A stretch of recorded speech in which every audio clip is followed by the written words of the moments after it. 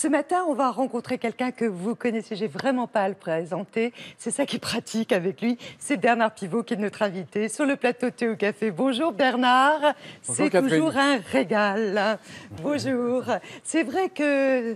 Évidemment, vous avez un peu disparu de nos petits écrans, certes, mais vous êtes toujours très, très présent, que ce soit sur les réseaux sociaux, sur Twitter, que ce soit sur scène aussi, de temps en temps, et puis évidemment aussi par le truchement de la littérature et du livre, dont celui-là, La mémoire n'en fait qu'à sa tête, chez Albin Michel. Alors j'ai plein de curiosités sur vous. Tant mieux.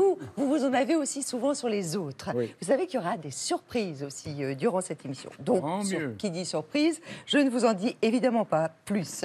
Est-ce que être interviewé, alors que vous avez interviewé un nombre considérable de gens, c'est confortable? Non, c'est inconfortable. Au début, quand j'ai basculé, c'est-à-dire de l'intervieweur à interviewer, j'étais mal à l'aise, vraiment très très mal à l'aise. Est-ce que vous lâchez? Et puis maintenant, ça y est, j'ai pris l'habitude, donc maintenant, voilà. Et vous lâchez davantage aujourd'hui? Peut-être, oui, à cause de l'âge. Parce que je pense que lorsqu'on vieillit, eh bien, les barrières s'effacent devant vous. Vous avez l'impression que vous êtes un peu plus libre que lorsque vous avez 40, 50, 60 ans. Vous avez l'impression que la liberté n'a pas de prix et qu'il faut en user, parce que finalement, c'est le moment ou jamais. Hein. Le 5 mai, c'est ça? Vous avez eu un petit âge? Oui, 82 ans. Voilà. Ouais. Avec l'âge, est-ce que les années d'enfance remontent?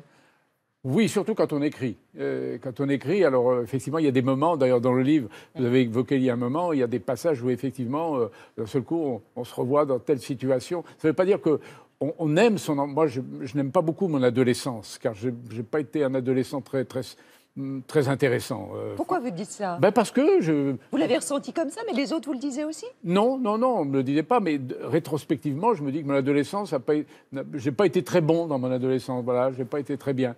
Oui, les souvenirs d'enfance remontent comme ça, mais en même temps, il ne faut pas tomber, faut pas retomber dans l'enfance. Hein. Vous êtes né entre les deux guerres, vos parents étaient commerçants. Qu'est-ce que ça s'appelait? C'était une épicerie au bon produit. Qu'est-ce que ça induit d'avoir des parents commerçants? Des parents absents? Alors d'abord, des parents commerçants d'une farouche honnêteté. Alors ça, c'est très, très important. Donc une rigueur morale, jamais il n'aurait volé qui que ce soit, même de quelques francs.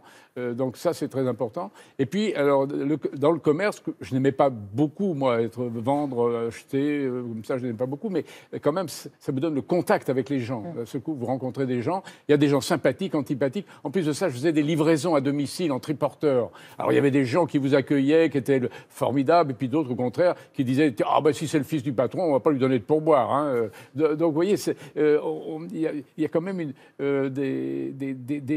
on entre dans une sociologie que des camarades de mon âge n'ont pas connue parce qu'ils n'étaient pas fils de commerçants. Et tous les deux, ils sont décédés et vous écrivez « Ils sont dans ma conscience ». Oui.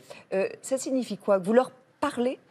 Que vous échangez avec eux? C'est-à-dire qu'ils sont dans mon cœur aussi, ils sont dans le cimetière du village de Quincy-en-Beaujolais, le village de ma famille, mais ils sont aussi dans ma conscience parce que je pense qu'ils sont très près de moi et qu'ils me connaissent, ils me voient. Je pense, enfin j'imagine, bien entendu, tout ça c'est de la fiction, mais j'imagine et je me dis qu'ils doivent me juger de temps en temps, trouver que je ne suis pas bien, voilà. Si. Dans quelle situation? Non, je ne veux pas vous raconter ma vie privée, mais attendez. Donc parfois ils doivent me juger un peu sévèrement et en même temps, de temps en temps, je l'espère, ils sont un peu fiers de moi, évidemment. Mais voilà, donc je pense s'ils sont quelque part, ils sont un peu dans mon cœur, ils sont peut-être un peu dans mon âme, ils sont un peu dans mes yeux, mais ils sont quand même dans ma conscience. Qu'est-ce que vous aimeriez qu'ils vous disent aujourd'hui, s'ils étaient vivants?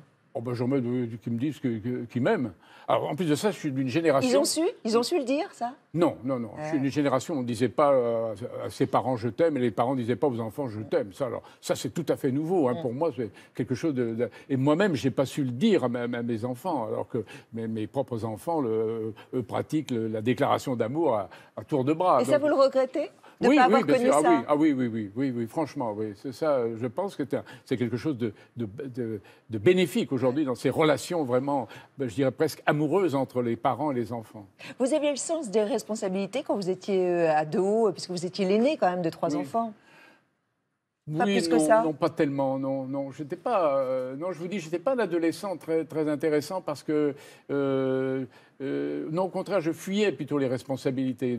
Ce qui m'intéressait, c'était finalement plutôt de m'amuser, le cinéma, le baby-foot, le football. Assez autocentré. Oui. Donc je pense que j'ai été un enfant plutôt un peu trop égoïste, je pense. Et puis pas assez mature. La maturité, au fond, est venue assez tardivement. D'ailleurs, j'en parle dans le livre. La suite, elle nous est racontée ce matin par Philippe Goeppers. L'homard et la langouste ont-ils inventé la position du missionnaire? Non, vous ne rêvez pas, vous êtes bien chez Bernard Pivot. Ainsi va la vie. Figure emblématique de la culture à la télé pendant 30 ans. Oh putain. Il nous a donné le goût de la lecture et des mots. Jubilation. S'il vous plaît. Hasard. Écrivain, comédien, politique, tous s'invitent chez lui pour échanger les idées et faire valser les mots, même les plus gros. Connard. Vaffanculo. Espèce de petite fiante. 15 ans d'apostrophe, 10 de bouillon de culture et 4 de double jeu. Pivot est comme chez lui, entre beaux esprits, presque entre amis. On goûte des mots comme on goûte du vin, comme on goûte un plat. Gourmand des mots, il déguste ceux de Marguerite Duras. Des mots d'abord, vous voyez. Et face aux mots de trop de cet écrivain américain complètement ivre sur son plateau, il ne mâche pas les siens. Bukowski, shut up. Bukowski, je vais te foutre mon poing dans la gueule. Quand Pivot voit rouge, il sait trouver les mots justes pour cet étudiant qui surgit en direct, un couteau à la main. La direction va donner l'ordre de couper l'antenne. Si elle coupe l'antenne, moi je me le plante dans le ventre. Non, faites pas ça. La vie est trop précieuse. Sa vie, Bernard Pivot la consacre à cultiver son amour du foot, du vin et encore des mots. Toujours des mots, les mêmes mots. Les mots qu'il sauve. Carabistouille et clampin. Et ceux qu'il dicte pendant 19 ans dans le championnat de France d'orthographe. Je taille des apocopes osés. Des mots avec lesquels il continue aujourd'hui de s'amuser, à la tête de l'Académie Goncourt, en tweetant chaque matin et en montant sur scène. Son nouveau défi. Plus joli mot la langue française, le mot égo, mot masculin forcément. Ah bah oui. Un des mots, M-A-U-X, dont vous, le roi des mots, ne semblez pas souffrir. Bon, arrêtons. Et le mot MOT est en lui-même d'ailleurs masculin. Oui. Bon. Qu'est-ce que vous diriez à ce jeune homme-là qui est dans votre écran, ce jeune homme qui a une vingtaine d'années, qu'est-ce que vous lui diriez? Je lui dirais qu'il n'y a pas que le football dans la vie et que tu vas avoir des choses sérieuses à affronter et que tu n'auras pas toujours ce petit regard un petit peu comme ça, un petit peu hautain. Ne crois pas que ça va durer très longtemps tout ça, mon petit gars. Est-ce que vous vous sentez plus intelligent que les autres? Non, pas du tout. Ah non, alors là, c'est le contraire. Mais non, c'est le contraire. Pensez, moi qui ai interviewé Simenon, Solzhenitsyn, Diane Nabokov, Duras, Yourcenar, etc., comment voulez-vous que je ne me sente pas modeste devant eux? Comment voulez-vous que je ne me sente pas avec un déficit d'intelligence vis-à-vis de tous ces gens-là? Quand vous êtes devant Lévi-Strauss, vous allez jouer les gros bras, vous allez vous dire, attendez, mais moi, je m'appelle Pivot, vous êtes Lévi-Strauss. Donc, attendez, vous dites, vous avez bien préparé votre émission et vous lui posez des questions pour que d'abord, il ne vous reproche pas la bêtise de vos questions et pour qu'il fasse devant le public étalage de sa connaissance, de son intelligence, de sa sensibilité. Est-ce qu'il vous est arrivé de sortir d'un plateau, c'était toujours en direct de plus, et de vous dire j'ai pas été à la hauteur? Ah oui, mais bien sûr. Oui, bien sûr. J'en ai raté des émissions, bien sûr, parce que pas de chance, parce que j'avais, par exemple, fait un plateau qui n'était pas très bon, pas bien constitué, je me suis trompé dans la connaissance que j'avais des uns et des autres, parce que parfois, tout simplement, je vais décidément parler beaucoup de football, parce qu'il y a des soirs où vous êtes en méforme par rapport à d'autres soirs. Tout simplement parce qu'il y a un moment, vous n'avez pas su poser la question qui aurait peut-être fait bifurquer l'émission dans une autre direction qui aurait été beaucoup plus intéressante que celle que finalement, peut-être par mollesse, vous avez choisie.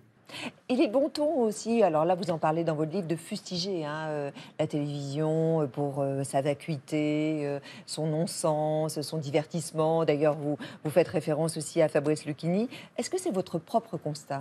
Non, pas du tout. Moi, je suis toujours un supporter de la télévision. Je pense que la télévision joue un grand rôle dans la vie des Français, notamment dans leur vie, la vie de leur esprit, la vie, les connaissances. Grâce à la télévision, il y a beaucoup de gens. Évidemment, le petit monde parisien, alors se dit, tiens, on connaît tout ça. Oui, non, mais il y a des gens qui vivent en province, qui vivent à l'écart des universités, et qui sont très contents d'apprendre des choses qu'ils voient dans des émissions de débat ou dans des reportages, des enquêtes. Je trouve que la télévision, si on sait choisir ses programmes, eh bien, enrichit l'esprit des gens qui veulent bien... Vous la regardez, vous? Oui, bien sûr, je ne la regarde pas. Non, en étant sélectif. Oui, je regarde évidemment le journal télévisé, je regarde... Alors, évidemment, j'ai beaucoup regardé les émissions politiques, parce que c'est l'actualité qui m'y incitait. Qu'est-ce que vous avez pensé de la campagne? Ah ben, moi, j'ai beaucoup tweeté sur cette campagne. Donc, je sais, chaque jour. Alors, je vais dire quelque chose qui va peut-être faire hurler les gens, mais moi, elle m'a beaucoup amusé, cette campagne électorale. Je veux dire que, à part 81, vous vous rappelez quand on disait, mais si Mitterrand vient, ça va être la panique, tout le monde va partir. Ouais, on va partir, etc. Donc, ça, c'était une période assez extraordinaire, une campagne électorale étonnante. Mais depuis, il n'y en a pas une autre aussi extraordinaire que celle-là, vraiment étonnante. Tous les 2 jours, il y avait un coup de théâtre. On était sur scène, c'est du bonheur, cette campagne électorale. Est-ce qu'en 145, vous arrivez à dire des choses qui peut-être dépassent parfois votre pensée? En tweetant. Est-ce que vous vous dites, oh là là, je suis allé trop loin? Non, pas du tout. Parce que vous êtes quand même dans la vie un être assez modéré, assez consensuel. Dans vos tweets, vous y allez, hein? Oui, j'y vais. Comme vous dites, j'y vais. Oui, parce que de temps en temps, il y a des choses qui m'énervent, il y a des choses... Et puis, il y a le goût du bon mot. Le goût du bon mot, qu'est-ce que ça ne nous ferait pas faire? Donc, mais non, en règle générale, je ne regrette pas ce que j'ai envoyé à mes abonnés. Alors, depuis 2012, vous foulez les planches, vous vous en amusez, c'est jubilatoire, c'est une autre activité, c'est une relation aussi avec le public presque charnelle. C'est Jean-Michel Ribes qui vous a donné l'idée. Il faut le dire, chapeau, quoi. Oui. Un jour, il m'a invité à prendre un petit déjeuner. Il m'a dit, écoute, tu lisais très bien les textes des autres quand tu faisais apostrophe, donc tu dois très bien lire les tiens. Alors, je te donne une de mes 3 salles du Théâtre du Rond-Point, je fais venir du public, tu montes sur scène et voilà, tu te débrouilles. Alors, au fond, il m'a à la fois caressé et donné un coup de pied aux fesses. Alors, je l'ai fait, j'ai trouvé ça très agréable et depuis, je continue 4 ou 5 fois par mois, voilà.